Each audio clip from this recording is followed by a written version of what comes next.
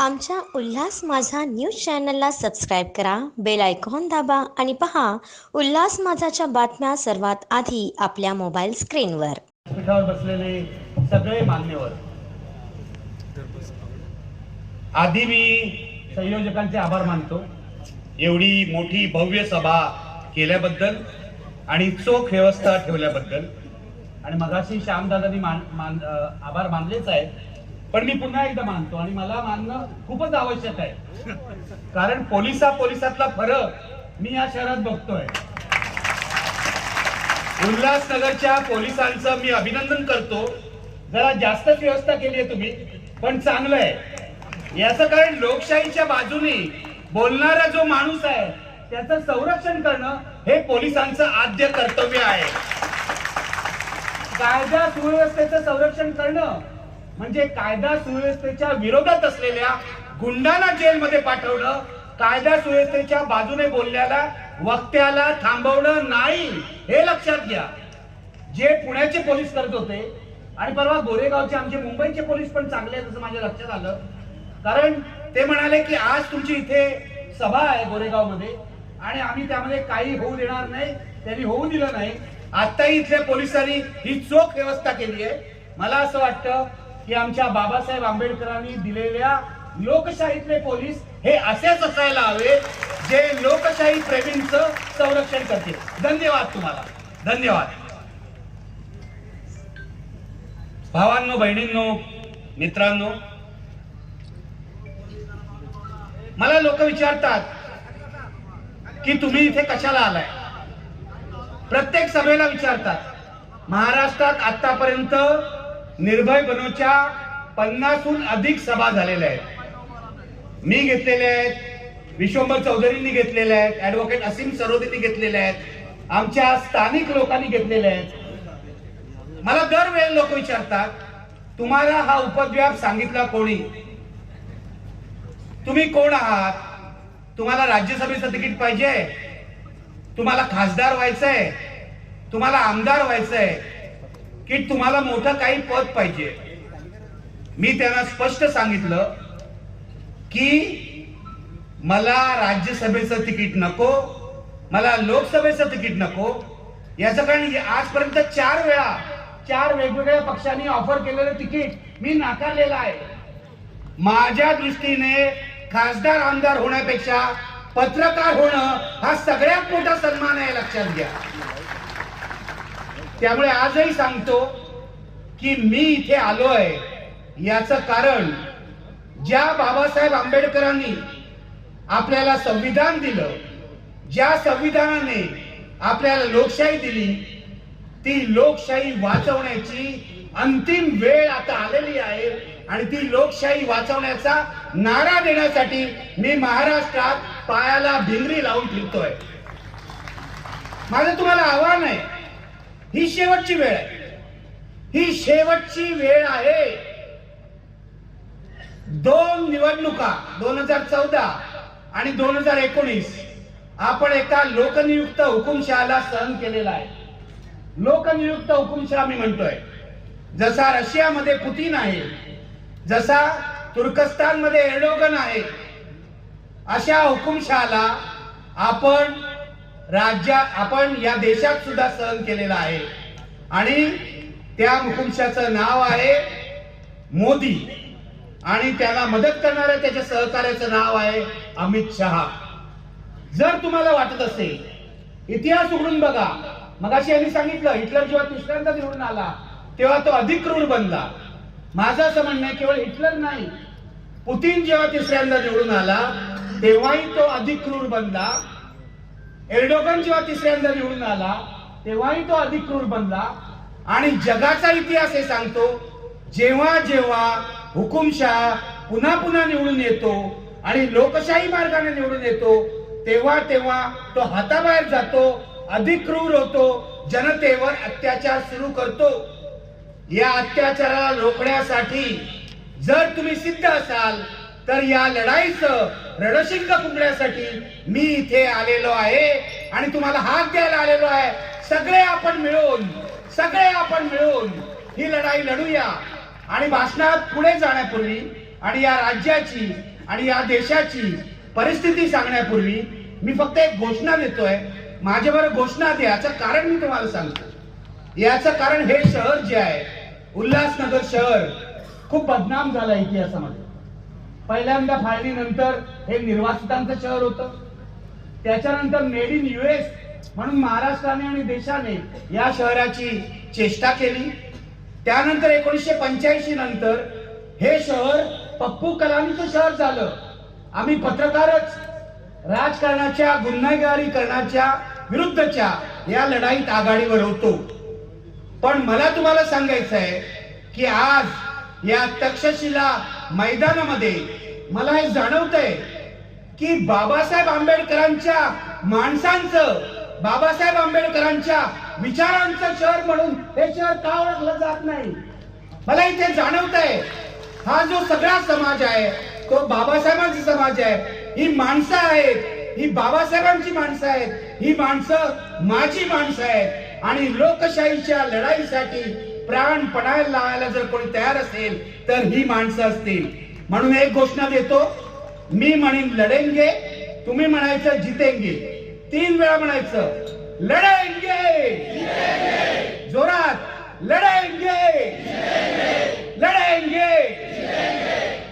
धन्यवाद. आता जरा मला बळ आलं. खाजवतायत, आणखीन काय करतायत आणि भाषणं ऐकतायत, याला काय अर्थ नाही. माणसांनी त्यामध्ये सामील व्हायला हवं. म्हणून मला आज तुम्हाला हे आवाहन करायचं आहे की मी एक छोटा पत्रकार आहे. मी या निर्भय बनवच्या लढाईमध्ये का उतरलो हे मगाशी मी तुम्हाला सांगितलं.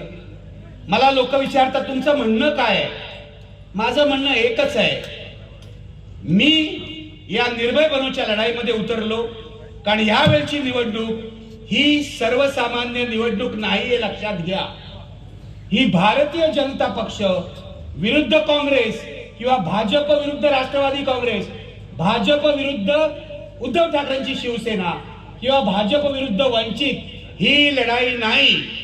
ही लढाई हिटलर मुसोलिनीचा फॅसिझम विरुद्ध लोकशाही अशी लढाई आहे. म्हणून इथे मी उतरलेलो आहे, लक्षात घ्या. ही साधी लढाई नाही. तुम्हाला काय वाटतं मी उद्धव ठाकरेंच्या बाजूने या लढाईत उतरलोय, मी शरद पवारांच्या बाजूने उतरलोय, मी वंचितच्या बाजूने उतरलोय की मी आणखीन कुणाच्या बाजूने उतरलोय. मी यातल्या प्रत्येक पक्षावर टीका केलेली आहे पत्रकार म्हणून आणि पुढेही करत राहीन हे लक्षात घ्या. पण आज या सगळ्या माणसांच्या वतीने मी इथे नागरिक म्हणून बोलतोय. याचं कारण आजच्या ऐतिहासिक क्षणी फॅसिझमचा पराभव होणं आवश्यक आहे आणि लोकशाहीचा विजय होणं आवश्यक आहे, लक्षात घ्या. उद्या समजा तुमच्या कृपेने, तुमच्या मतांनी जर भाजप पराभूत झाला आणि मी भाजपच्या बाकीच्या 2 चाकांची नावही घेत नाही, हे लक्षात घ्या. 3 चाकांचं सरकार आहे महाराष्ट्रामध्ये. मी 2 चाकांची नावही घेत नाही कारण या चाकांचा उपयोग संपला की ती अडगळीत टाकली जाणार आहे हे इतिहासावरून तुम्हाला सांगतो. नावही घेत नाही मी.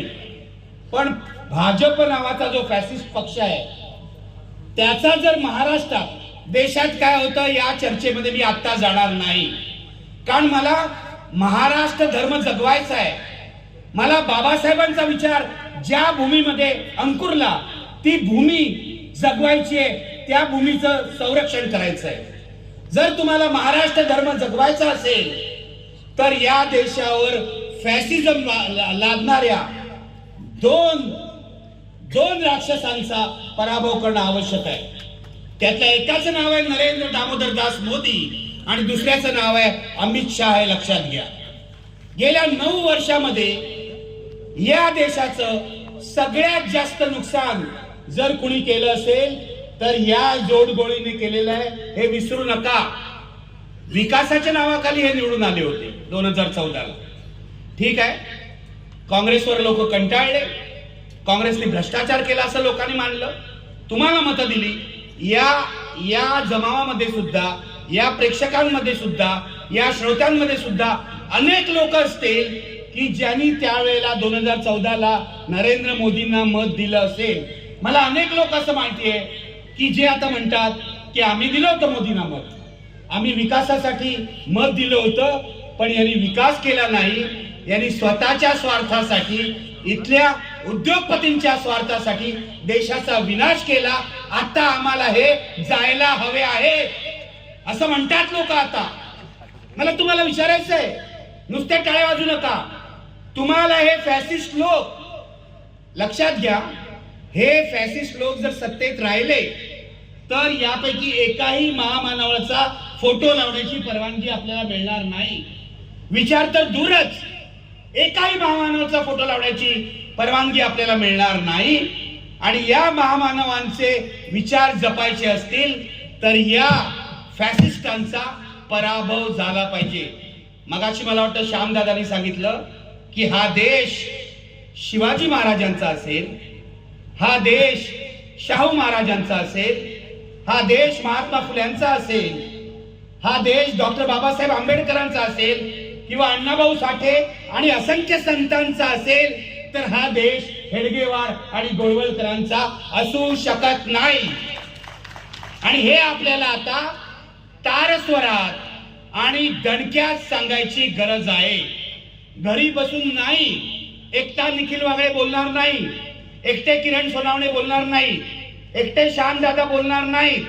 हे आपल्या सर्वांनी, माझी अशी इच्छा आहे, तुमच्यापैकी प्रत्येक जण, आज जी काही इथे 2-3 हजार माणसं असतील त्याच्यापैकी प्रत्येक जणाने निर्भय बनोचा आवाज बनलं पाहिजे. तुम्ही प्रत्येकाने 10 लोकांना सांगितलं पाहिजे की आपल्याला जर बाबासाहेब आंबेडकरांचा विचार वाचवायचा असेल, आपल्याला जर संविधान वाचवायचं असेल, आपल्याला जर लोकशाही वाचवायची असेल, तर आपण सगळे मिळून 10 लोक, 100 लोक, 1000 लोक, 10,000 लोक, 1,00,000 लोक, इतका तो विचार पसरला पाहिजे की आपण सगळे मिळून कामाला लावू आणि या देशामधल्या फॅसिस्टांचा, म्हणजे भाजपचा, म्हणजे राष्ट्रीय स्वयंसेवक संघाचा, म्हणजे मोदी शहांचा सपशेल पराभव करा असं आपल्याला आजपासून, उद्यापासून घरोघरी जाऊन सांगितलं पाहिजे. हे लक्षात घ्या तुम्ही, नाहीतर हा देश वाचणार नाही.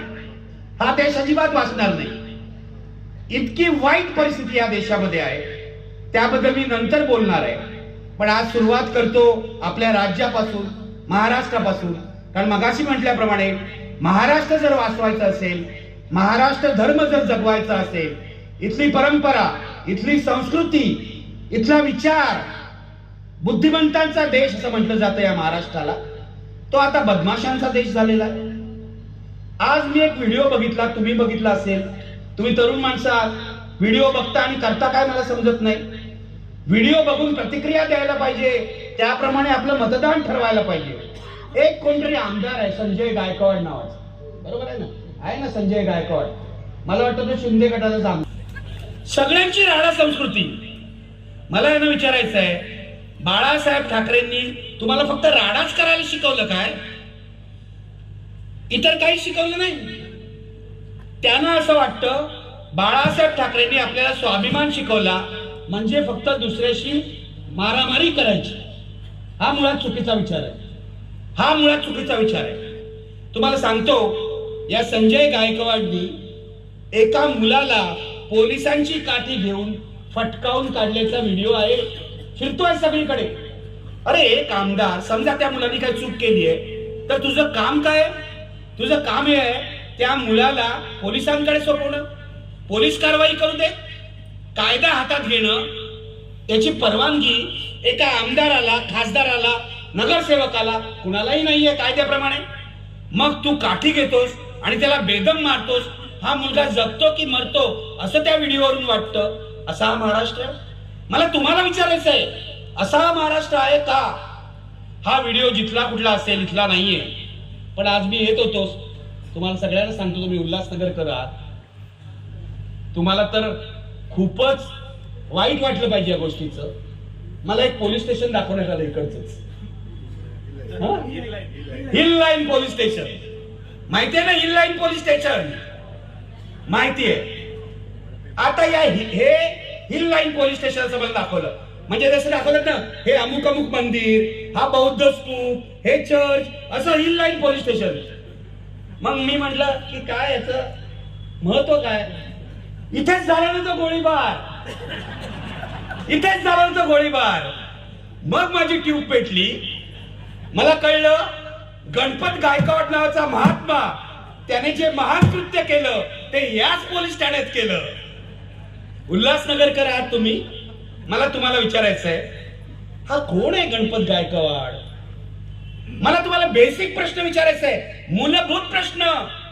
तुम्ही बाबासाहेबांना मानत असाल तर गणपत गायकवाड नावाचा गुंड या मतदारसंघातून निवडून जाता कामा नये, हे मी स्पष्टपणे सांगतोय. महाराष्ट्राची बदनामी करायला हे गुंड जबाबदार आहे. पोलीस स्टेशन मध्ये गोळीबार करतात आणि कुणावर गोळीबार करतात म्हणजे विरोधी पक्षावरही करू नये असं माझं मत आहे. कोणीच गोळीबार करू नये, कोणीच हिंसा करू नये, पण हे स्वतःच्याच मित्र पक्षाच्या नेत्यावर गोळीबार करतात. अरे वा, का अशा लोकांना आपण निवडून देतो? या गणपत गायकवाडची माझी ओळख जुनी आहे, किरणला माहिती आहे, खूप जुनी ओळख आहे. 2009 साली हा इथला एक केबल ऑपरेटर होता, बरोबर आहे ना? बरोबर आहे की नाही? केबल ऑपरेटर होता. आता केबल ऑपरेटर कडे पैसे कुठून येतात, त्यांच्याकडे एवढी माया कशी जमते, याची खरं तर सीबीआय चौकशी करायला पाहिजे, सगळ्या मुंबईतल्या केबल ऑपरेटरची. कारण तिथला तो एक प्रकाश सुर्वे नावाचा आमदार आहे, जो पहिल्यांदा राष्ट्रवादीमध्ये होता, बरोबर आहे ना? तो आता शिंदे गटामध्ये आहे, त्याच्याकडे पण अशी गडगंज संपत्ती आहे. मी तुम्हाला सांगतो, 2009 साली हा महान गणपत गायकवाड निवडणुकीला उभा राहिला पहिल्यांदा अपक्ष म्हणून. तेव्हा तो कोणत्या पक्षात नव्हता आणि त्यांनी आमचा आयबीएन लोकमत चॅनलच बंद करून टाकलं. मी म्हटलं का बंद केलं आपलं चॅनल? डिस्ट्रीब्युशन वाले माझ्याकडे आले, अहो सर आपलं चॅनल बंद केलं. तर किरण सोनावणेनी गणपत गायकवाडचा गुन्हेगारी इतिहास काय ही बातमी दिली होती. आता किरणनी काय चूक केली? खरं बोलायची सवय आहे त्याला. अजून फार थोडे पत्रकार आहेत जे चांगलं काम करतात, त्यापैकी किरण आहे, त्यामुळे त्याला खरं बोलायची सवय आहे. तो म्हणाला गणपत गायकवाड नावाचा उमेदवार या मतदारसंघामध्ये उभा आहे आणि त्याची अशी अशी गुन्हेगारी पार्श्वभूमी आहे. आता ही गोष्ट वेगळी की महाराष्ट्रात गणपत गायकवाडच्या आवृत्त्या असंख्य आहेत, खूप आहेत. म्हणजे 288 मतदारसंघातले अर्ध्याहून जास्त आमदार हे अशा प्रकारे गुन्हेगारी प्रवृत्तीचे असतील, हे मी इथे छातीठोकपणे सांगतोय, छातीठोकपणे सांगतोय. पूर्वी एकदा तुम्हाला सांगतोय, सेनेचे आमदार होते विठ्ठल चव्हाण, यांचा गँगवॉर मध्ये खून झाला, बरोबर आहे? विधानसभेवर भाषणं झाली विधानसभेमध्ये. आता आपल्याकडे काय आहे, कोणीही माणूस वारला म्हणजे मृत्युमुखी पडला किंवा वारला, नैसर्गिकरित्या वारला की तो किती थोर आहे असं सांगायची पद्धत आहे. मुळात या पद्धतीला माझा आक्षेप आहे, पण तो आपला आजचा विषय नाही. कोणी वारल्यावर तो थोर कसा होतो? परवा मनोहर जोशी वारले वृद्धापकाळामुळे, मला आदर आहे त्यांच्याविषयी, पण ते वारले म्हणून थोर होऊ शकत नाहीत ना. त्यांनी जे केलं राजकारणी म्हणून, अनेक भूखंड घेतले, त्यावर बिल्डिंगी बांधल्या, आपली मालमत्ता वाढवली, हे तर आक्षेपाचेच विषय आहेत, त्याच्यावर आक्षेपच घ्यायला हवा. आपल्याकडे सरळ सरळ प्रतिष्ठित लोकांमध्ये खोटं बोलायची पद्धत आहे, हे लक्षात घ्या. त्यामुळे तेव्हा विठ्ठल चव्हाण जेव्हा मारला गेला, तो पण अशा गँगवॉर मध्ये मारला गेला, तोही गुंड होता, हे लक्षात घ्या. परळमध्ये पोलीस स्टेशन मध्ये जाऊन पाहिलं तर विठ्ठल चव्हाण हा गणपत गायकवाड सारखाच गुंड होता. आता मला माहित नाही पोलिसांनी लक्षात घ्यावं, गणपत गायकवाडला गुंड म्हटलं म्हणून तो मला गोळी मारतो की नाही, पण तो आपल्या मित्र पक्षाच्याच लोकांना मारतो, त्यामुळे मला काय काळजी करायची गरज नाही. असू द्या. तर तिथे अशी भाषणं झाली की विठ्ठल चव्हाण किती महान नेते होते. विधानसभेमध्ये, जे विधानसभेचं सभागृह आपण पवित्र मानतो, तिथे अशी भाषणं केली. म्हटल्यावर मला पत्रकार म्हणून मानसिक धक्का बसला. मी एक लेख लिहिला की उद्या एखादा विद्यार्थी, पॉलिटिकल सायन्सचा विद्यार्थी जर परळ पोलीस स्टेशनला गेला तर विठ्ठल चव्हाण यांचा क्रिमिनल रेकॉर्ड त्याला मिळेल, पण तो विधानसभेचं दप्तर तपासू लागला तर विठ्ठल चव्हाण किती महान नेते होते हा रेकॉर्ड त्याला मिळेल. त्याने करायचं काय? महाराष्ट्र विधानसभेचे लोक माझ्यावर चिडले, हक्कभंग केला, हक्कभंग केला. त्या काळात अशी परिस्थिती होती की आमदारांना सुद्धा चीड यायची, हक्कभंग करायचे. कदाचित बहुसंख्य आमदार गुंड पार्श्वभूमीची नसतील. काळ वेगळा होता, 90, 95, आता 20 वर्ष गेलेली आहे. हक्कभंग केला, मला आर्थर रोड तुरुंगामध्ये पाठवलं. तिथे मला आणखीन काही क्रिमिनल्स भेटले. एका वेळेला पाठवलं, तिथे बॉम्बस्फोटातले क्रिमिनल भेटले. त्यांनी माझ्या ज्ञानामध्ये भर घातली. बघा, कुठच्याही पुस्तकापेक्षा हे ज्ञान मोठं असतं.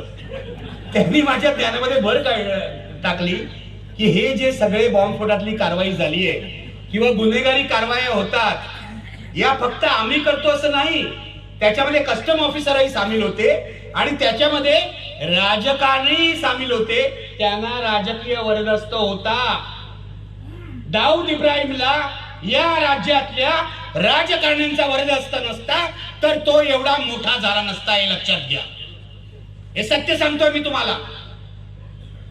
माझा तुम्हाला सवाल आहे की जेव्हा दाऊद सारख्या माणसांना किंवा अगदी अलीकडे गणपत गायकवाड सारख्या माणसांना तुम्ही मतं देता, तेव्हा तुमची जबाबदारी काहीच नाही. तुम्हाला आवडणार नाही माझा प्रश्न, पण मला जनतेला विचारायचं आहे, जेव्हा आपण गुंडाला मत देतो तेव्हा आपण बाबासाहेब आंबेडकरांनी सांगितलेलं आपलं पवित्र कर्तव्य बजावत नाही, हे लक्षात.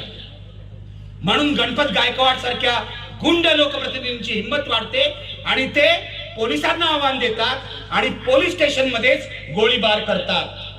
आता गणपत गायकवाड तुरुंगात आहे, पण काही महिन्यांनी तो पुन्हा जामिनावर बाहेर येईल. जामिनावर बाहेर आला की त्याचे उद्योग सुरू होतील आणि उद्योग सुरू झाले की पुन्हा तो निवडणुकीला उभे राहील. मला तुम्हाला विचारायचं आहे, कारण हा उल्हासनगर मतदारसंघ आहे, इथेच हे झालेलं आहे की उद्या जर गणपत गायकवाड निवडणुकीला उभा राहिला तर तुम्ही त्याला मत देणार आहात की नाही? जोरात. आणि उल्हासनगर मधल्या प्रत्येक मतदाराला हे जाऊन सांगा की गुंडाला मत देऊ नका. हे खूप ठिकाणी सांगण्याची वेळ येईल. हे खूप ठिकाणी सांगण्याची वेळ येईल. नगर मधले एक आमदार आहेत, ते सध्या अजितदादांबरोबर आहेत.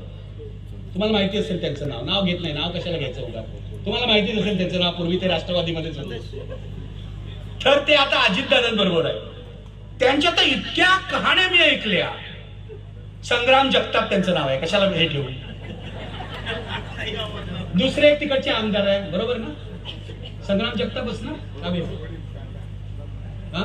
त्यांचे काका आता संग्राम जगताप ना, बरोबर आहे. शिवाजी कर्डिले दुसरे, हे पण पूर्वी राष्ट्रवादीमध्ये होते, आता भाजपमध्ये, बरोबर आहे ना. आणि तिसरे कोटकर म्हणून आहेत, ते तुरुंगात होते म्हणे, ते आता बाहेर आलेले आहेत.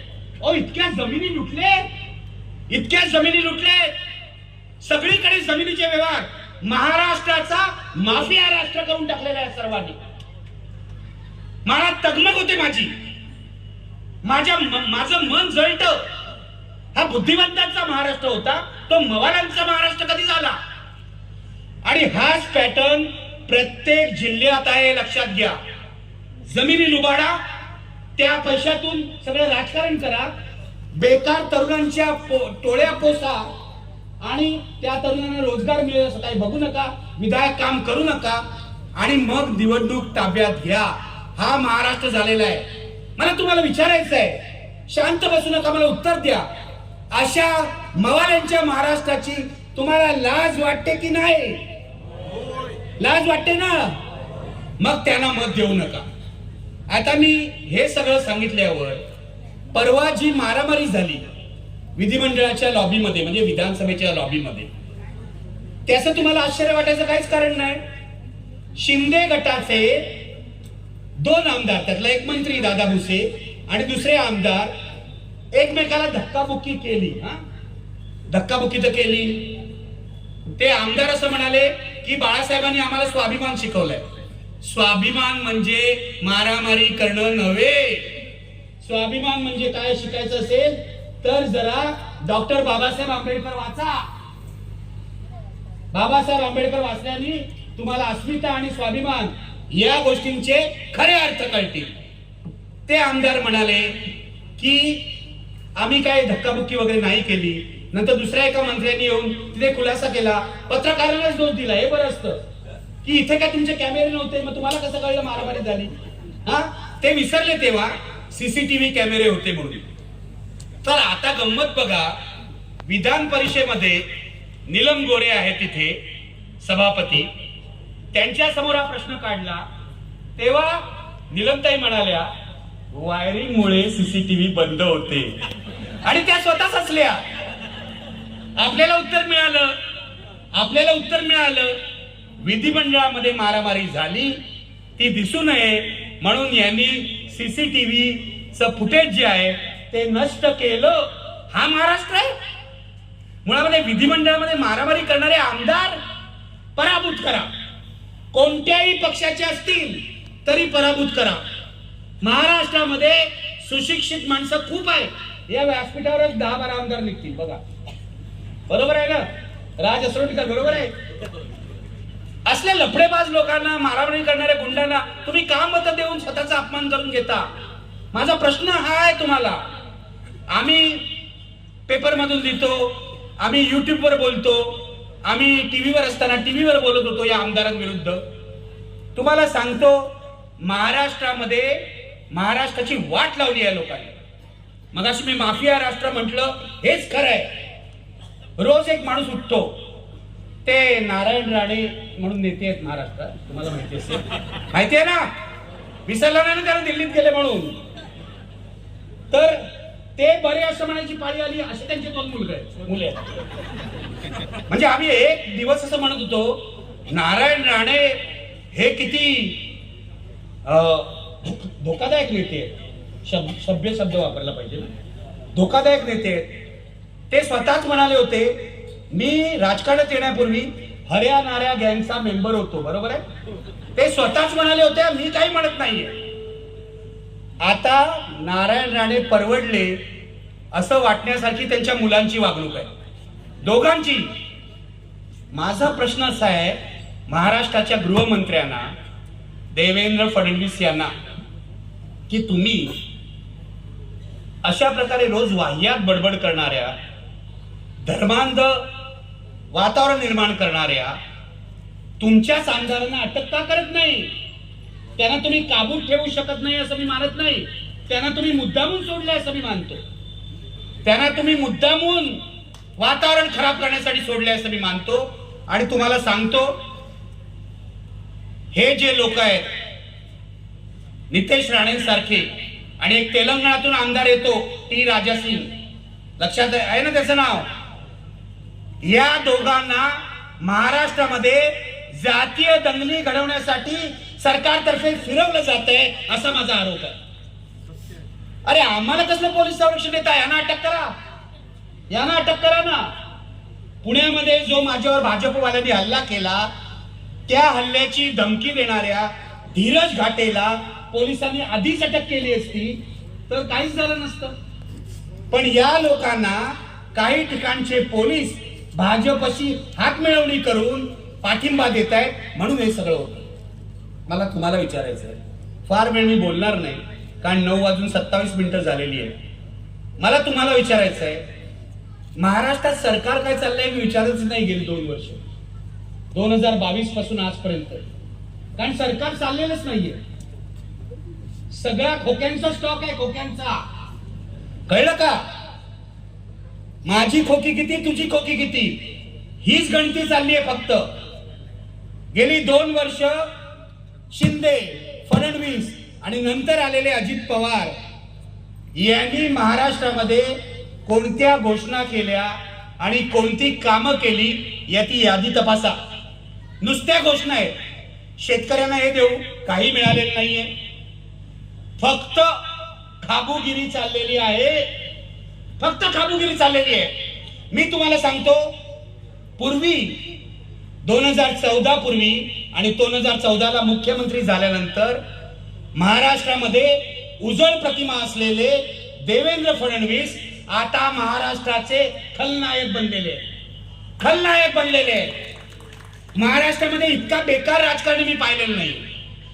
2014 पूर्वी आमच्या स्टुडिओमध्ये यायचे, आम्हाला वाटायचं हा माणूस अभ्यासू आहे, किती अगदी चटपटीत उत्तरं देतो, टीव्हीवर चांगला बोलतो. सत्ता डोक्यात गेल्यावर माणसाचं काय होतं हे तुम्हाला देवेंद्र फडणवीस यांनी दाखवलंय. माझं तुम्हाला पुन्हा पुन्हा आव्हान आहे, केवळ मोदी शहांच्या पक्षाचं नव्हे, देवेंद्र फडणवीस यांच्या पक्षाचा सुद्धा महाराष्ट्रातून सपशेल पराभव करा आणि त्यांना दाखवून द्या शिवाजी महाराजांचा, आंबेडकरांचा महाराष्ट्र काय असतो. पराभव करा. मी हे तुम्हाला स्पष्ट सांगतो.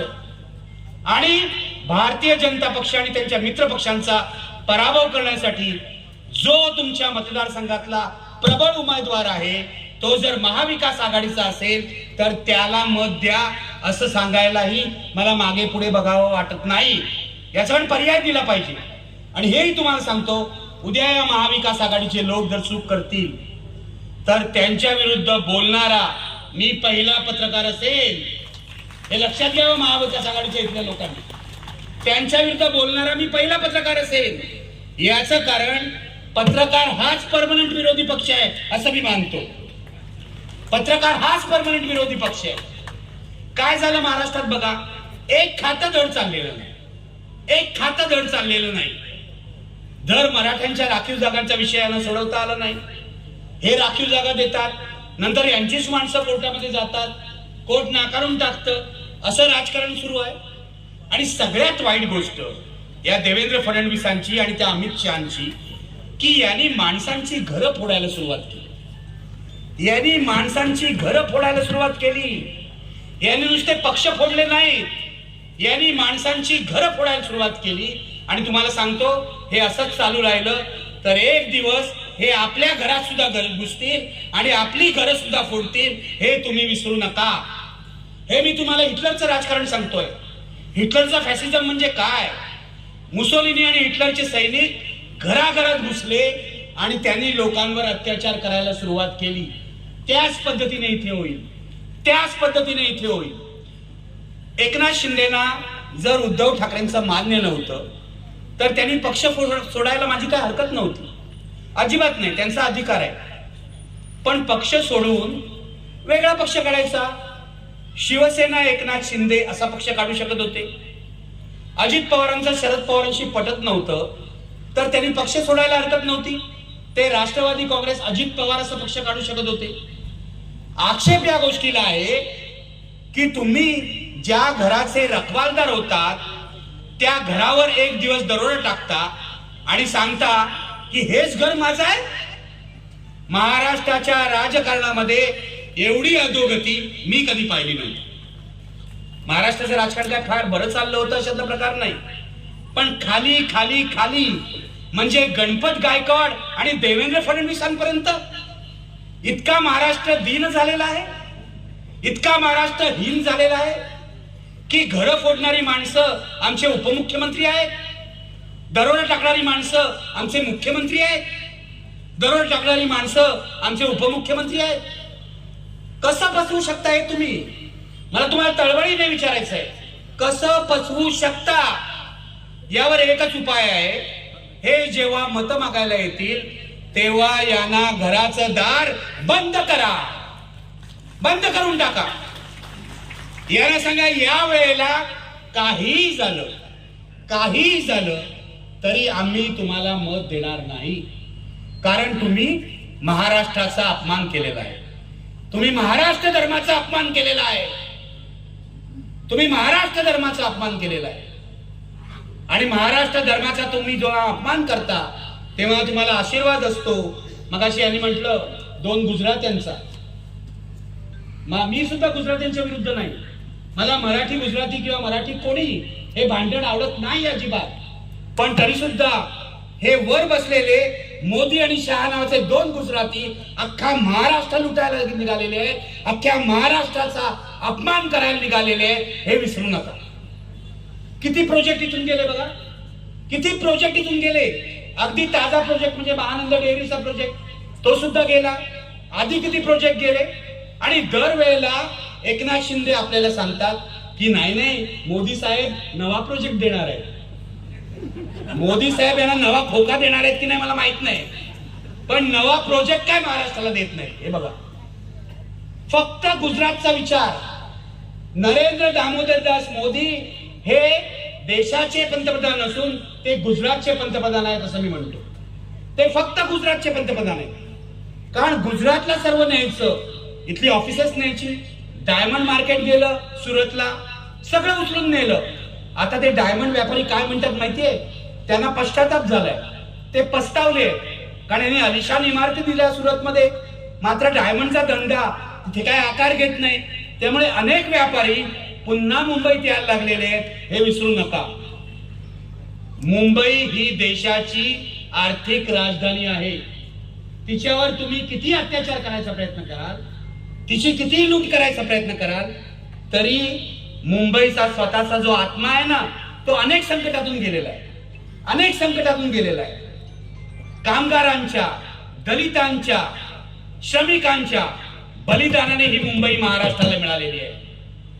तुम्हाला जर अशा पद्धतीने मुंबई जर कमकुवत करायची असेल आणि महाराष्ट्र धर्माला कलंक लावायचा असेल, तर मराठी माणूस हे सहन करणार नाही, हे लक्षात घ्या.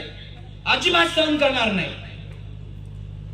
आपल्या पूर्वजांनी, ज्याच्यामध्ये डॉक्टर आंबेडकर सुद्धा होते, कारण संयुक्त महाराष्ट्राच्या चळवळीला त्यांचा पाठिंबा होता, ही मुंबई लढून मिळवलेली आहे.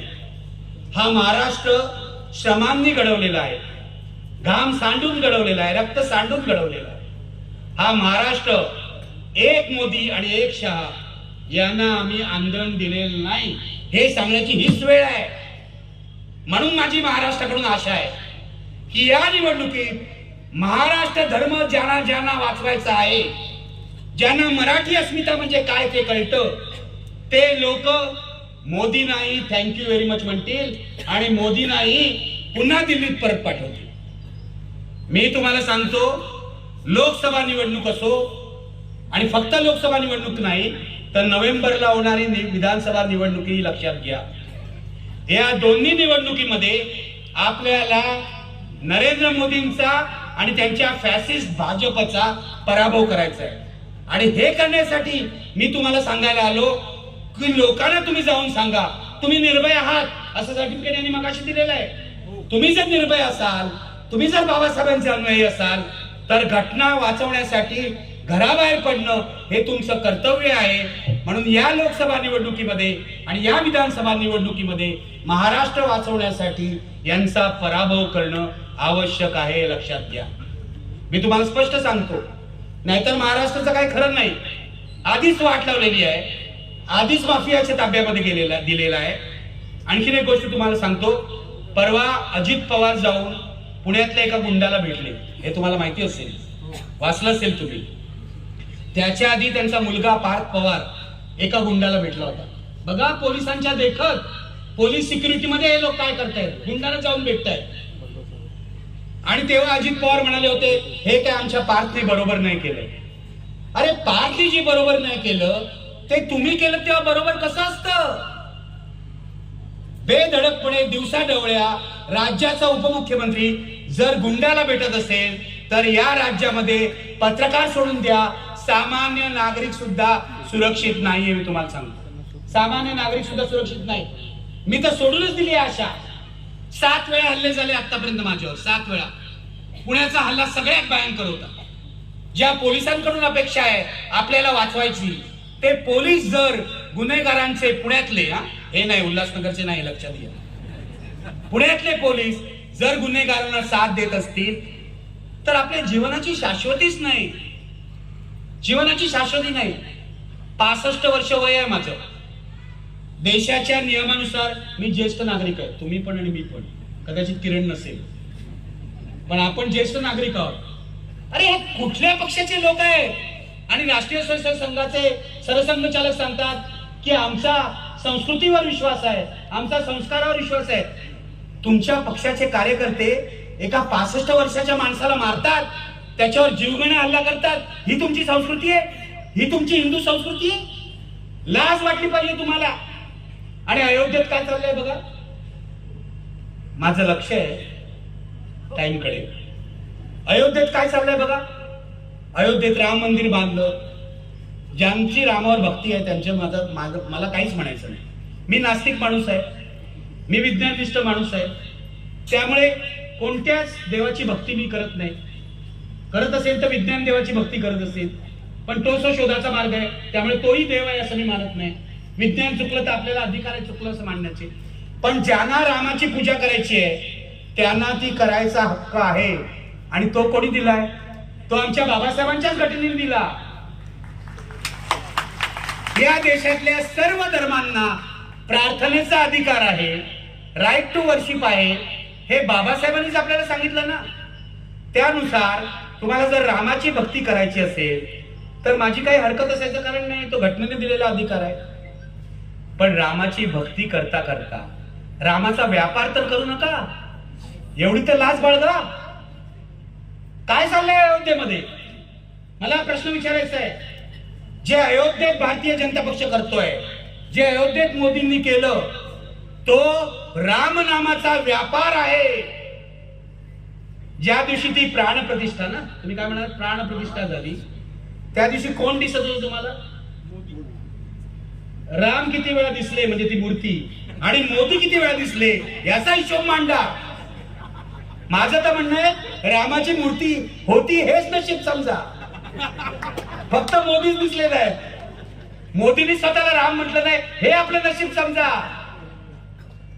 मुद्दा असा आहे, अयोध्येत काय चाललंय मी तुम्हाला सांगतो. रामाची प्राणप्रतिष्ठा झाल्यानंतर, झाडाच्या आधीच भारतातले सगळे मोठे बिल्डर्स अयोध्येत घुसलेले आहेत. सगळे मोठे बिल्डर्स, इथले या भागातला सुद्धा मोठा बिल्डर लोढा, मंगल प्रभात लोढा, जो सरकारमध्ये मंत्री आहे, त्याचा मुलगा या आधीच अयोध्येत जाऊन पोहोचलाय आणि त्यांनी हजारो एकर जमीन खरेदी केलेली आहे. त्यातली एक जमीन 14 कोटीला आमच्या लाडक्या अमिताभ बच्चननी पण विकत घेतली. आता इथे 2-2 बंगले असताना अयोध्येला बंगला बांधून अमिताभ बच्चन करणारा काय हे मला समजत नाही. पण मोदीजींना खुश करायचं आहे, मोदीजींची लाचारी करायची आहे. जसे अमिताभ बच्चन करतो तसं आमचा सचिन तेंडुलकर पण करतो. काल काश्मीरला गेला आणि तिथे कसं सगळं चांगलं चाललंय, 370 कलम काढल्यानंतर हे सचिनने दाखवायचा प्रयत्न केला. मी त्याच्या ट्विटरवर फक्त लिहिलं की याच्यातले किती लोक सरकारने स्पॉन्सर्ड केलेले आहेत आणि किती लोक नाहीत हे आम्हाला सांग.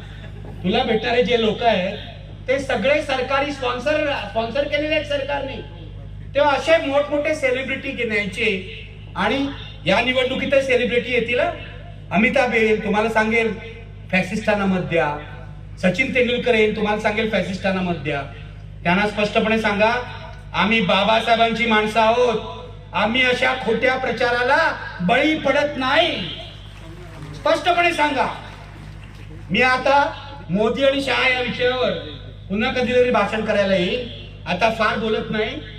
पण शेवटी एवढंच सांगतो, या नरेंद्र दामोदरदास मोदी नावाच्या आमच्या पंतप्रधानाने या देशातल्या लोकशाहीच्या 4ही स्तंभांचं वाटोळं केलेलं आहे. बघा, झाली का साहेब वेळ? नाही ना, नाही ना, मी म्हटलं वेळ झाली. अजून आहे 15 मिनिटं, 5 मिनिटात संपवतो, 5 मिनिटात. नाही, मला वाटलं वेळ झाली की काय, हे ठीक आहे, ठीक आहे. नाही, 4ही स्तंभांचं वाटोळं केलंय. थोडस तुम्हाला फक्त पॉइंटर्स देतो, पुढे विचार तुम्ही करा. तुमच्या इथे खूप विचारी माणसं बसलेली आहेत, खूप विद्वान माणसं बसलेली आहेत, खूप अभ्यासक आहेत. माझं या विचारवंतांना सर्वांना सांगणं आहे की आता पडा घरावर, उतरा लढाईला, उतरा रणांगणामध्ये. जसे बाबासाहेब उतरले होते 14 तळ्याच्या आंदोलनाच्या वेळी किंवा काळाराम मंदिराच्या आंदोलनाच्या वेळी, तसे आपण आज काळाराम मंदिराचा दिवस आहे, असे आपण आता लढाईच्या मैदानात विचार घेऊन उतरूया आणि या फॅसिस्टांचा पराभव करूया. तुम्हाला 4 स्तंभ सांगतो लोकशाहीचे. पहिला स्तंभ जो आहे तो सरकार आहे, स्टेट. या स्टेटचं यांनी वाटोळं केलं. इलेक्शन कमिशन दड नाही, सर्वोच्च न्यायालय दबावाखाली आहे, पोलीस यंत्रणा पूर्णपणे सरकार दार्जिने झालेले आहे. स्टेटचं वाटोळं केलं. दुसरा स्तंभ लेजिस्लेचर आहे, विधिमंडळ, संसद किंवा विधिमंडळ. संसदेमध्ये विरोधी पक्षांना बोलूच दिलं जात नाही. संसदेमध्ये विरोधी पक्षांना बडतर्फ केलं जातं, निलंबित केलं जातं. तुम्ही मग अशी म्हणालात त्यांनी काय लोटांगण घातलं. अरे यांची संस्कृतीच लोटांगण घालण्याची आहे. नुसती शारीरिक कृती, वैचारिक काही नाही, नुसती शारीरिक कृती करायची म्हणून हे लोक शाखा चालवतात. हे लक्षात घ्या. जर त्याने मोदींनी थोडा विचार केला असता तर ते जेवढा वेळ गेल्या 9 वर्षामध्ये संसदेमध्ये, लोकसभेमध्ये हजर राहिले त्याच्यापेक्षा कितीतरी जास्त वेळ आजपर्यंतचे सर्व पंतप्रधान हजर राहिलेले आहेत. मोदींना संसदेविषयी आदर असता तर ते संसदेच्या सभागृहामध्ये हजर राहिले असते, विरोधी पक्ष नेत्यांना त्यांनी सन्मान दिला असता. यांनी काय केलं? विरोधी पक्ष नेत्यांना तुरुंगात पाठवलं. ईडी लावतायत, सीबीआय लावतायत, आणखीन काय काय लावतायत. तुम्हाला एक छोटी गोष्ट सांगतो, थोडा वेळ आहे म्हणून. रशियामध्ये पुतीन आहे. पुतीन यांची 3री टर्म चालू आहे. अलीकडेच एक बातमी आली, म्हणजे 25 फेब्रुवारीला बातमी आली की पुतीन यांचे विरोधक आहे अलेक्सी नवाल्नी. या अलेक्सी नवाल्नींचा तुरुंगामध्ये मृत्यू झाला. अलेक्सी नवाल्नी हे पुतीन यांचे पहिल्यापासून विरोधक होते. त्यांचा मृत्यू झालेला नाही, त्यांना पुतीन यांच्या रशियन एजंटांनी मारलेला आहे, हा आरोप जगातल्या सर्व लोकशाहीवादी राष्ट्रांनी केला. आणि अलेक्सी नवाल्नी यांना मारण्याचा प्रयत्न पहिल्यांदा झाला नाही. 2020 साली सुद्धा अलेक्सी नवाल्नी यांच्यावर विषप्रयोग झाला होता. नवाल्नींना घाईघाईने जर्मनीला नेण्यात आलं म्हणून ते वाचले. त्यांचं आपल्या देशावर, रशियावर इतकं प्रेम होतं की त्यांना अख्ख्या जगाने सांगितलं की तुम्ही परत जाऊ नका, पुतीन तुम्हाला ठार मारेल. तरी अलेक्सी नवाल्नी परत आले, रशियामध्ये परत आले आणि परवा त्यांना तुरुंगामध्ये मारण्यात आलं. असा आरोप अमेरिकेने आणि जगातल्या सर्व लोकशाहीवादी देशांनी केलाय. मी तुम्हाला अशासाठी सांगतोय, आज जे मोदी विरोधकांना ईडी लावतायत, सीबीआय लावतायत किंवा आणखीन काही लावतायत, काही कारण, म्हणजे एक तर तुम्ही भाजपच्या वॉशिंग मशीनमध्ये जा किंवा तुरुंगात जा. मी तुम्हाला सांगतो, मोदी पुन्हा सत्तेत आले तर अलेक्सी नवाल्नी प्रमाणे एखाद्या विरोधी पक्ष नेत्याचा तुरुंगात मृत्यू झाला तर मला आश्चर्य वाटणार नाही, अजिबात आश्चर्य वाटणार नाही. हे तुम्हाला हवं असेल तर मोदींना मत द्या, नाही तर हे आम्हाला नको, हे फॅसिस्ट आहेत, हे पुतीन स्टाईल राज्य करतात म्हणून यांना नाकारायला हवं. 3री गोष्ट सांगतो, 3रा स्तंभ जो आहे आपला तो ज्युडिशियरी आहे. न्यायालय कधी बरा निर्णय देतात. परवा न्यायालयाने इलेक्ट्रॉनिक बॉन्डवर चांगला निर्णय दिला, ते रद्दबातल ठरवले, पण उपयोग काय? या वर्षीचं सगळं झालेलं आहे. न्यायालय उशिरा सुद्धा निर्णय देतात. आता हे जे मशीन आहे तुमचं ईव्हीएम, याच्याविषयीचा खटला हा सुप्रीम कोर्टात पेंडिंग आहे. आमचे असीम सरोदे त्याच्यामध्ये एक पिटिशनर आहे. अनेक दिवस सुप्रीम कोर्ट ईव्हीएम वरचा जो खटला आहे त्याची सुनावणीच करत नाहीये. ज्युडिशियरीवर सर्व बाजूनी दबाव आहे आणि सर्वोच्च न्यायालयाच्या मुख्य न्यायमूर्तींनी पण सांगितलेलं आहे की खालचे जे न्यायमूर्ती आहेत, म्हणजे खालच्या कोर्टांचे जे न्यायमूर्ती आहेत, हायकोर्ट किंवा सेशन कोर्ट वगैरे, यांच्यावर बेल देऊ नये म्हणून दबाव आहे. माझी विचार नाहीये, हा दबाव कोण टाकताय? हा सत्ताधारी पक्ष दबाव टाकतोय का? संजय राऊत यांना इतके दिवस तुरुंगात ठेवलं, त्यांची धड क्रिमिनल केस नसतानाही सिव्हिल केस असताना. याचं कारण काय आहे? दबाव कोणी टाकला होता. नवाब मलिक इतके दिवस तुरुंगात राहिले, याचं कारण काय आहे? खालच्या कोर्टाने बेल का दिला नाही? आता जे कोणी बोलत नाही, मी सांगतो, या खालच्या कोर्टाच्या न्यायाधीशांवर सत्ताधाऱ्यांचा दबाव आहे, असा पत्रकार म्हणून माझा आरोप आहे. पत्रकार म्हणून माझा आरोप आहे. आणि 4था स्तंभ तुम्हाला सांगतो, या प्रत्येक विषयावर मोठं बोलता येईल, पण 4था स्तंभ तुम्हाला सांगतो, मीडिया. मीडिया किती नादान झालाय, नालायक झालाय, हे मी सांगायची गरज नाही. हे मगाशी तुम्हाला किरणनी सांगितलं. मी तुम्हाला सांगतो, 10 वर्षापूर्वी माझी नोकरी गेली. मोदी पंतप्रधान झाले आणि माझी नोकरी गेली. म्हणजे मोदी पंतप्रधान झाले, त्यानंतर आमचं जे चॅनल आहे ते अंबानीने विकत घेतलं.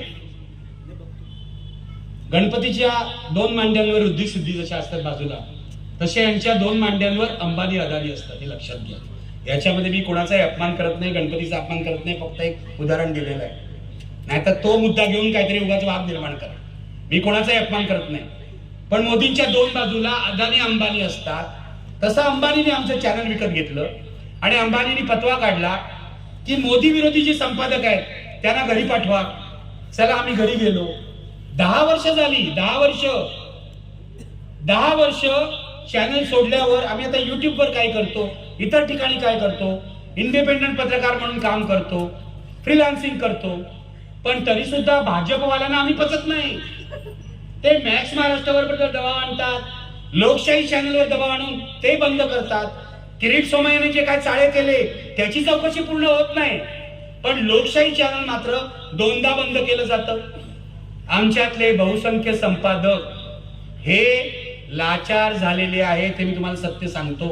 मला लाज वाटते.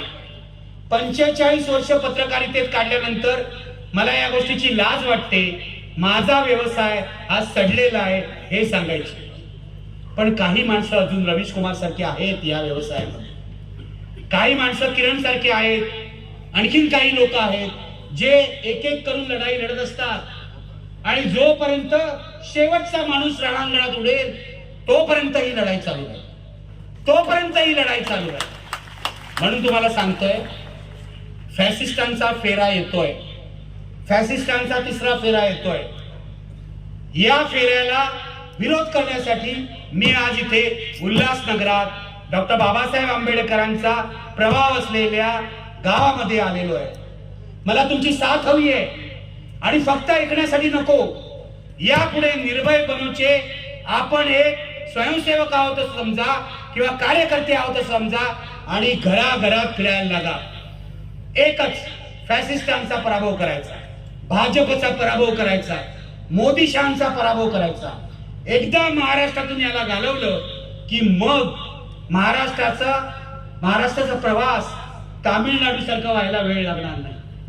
जसं तामिळनाडूमध्ये पेरियारची संस्कृती जपली आहे या लोकांनी सगळ्यांनी. महाराष्ट्र हा बाबासाहेब आंबेडकरांचा आहे. महाराष्ट्र हा शिवाजी महाराजांचा आहे. महाराष्ट्र हा महात्मा फुलेंचा आहे. महाराष्ट्र हा शाहू महाराजांचा आहे. महाराष्ट्र हा अण्णाभाऊ साठेंचा आहे. महाराष्ट्र हा असंख्य संतांचा आहे. हे विसरू नका. असा महाराष्ट्र आपण कधीही फॅसिस्टांच्या ताब्यात देणार नाही अशी शपथ घ्या इथे. आणि अशी शपथ घेण्याची विनंती करून मी इथे थांबतोय. लक्षात घ्या, ही लढाई शेवटची असणार नाही. फॅसिझम विरुद्धची लढाई पुढेही चालत राहील, परंतु फॅसिझमचा पहिला पराभव करण्याची संधी महाराष्ट्राला आहे. ही संधी साधा. एवढंच सांगतो आणि इथेच थांबतो. जय भीम, जय महाराष्ट्र, जय हिंद.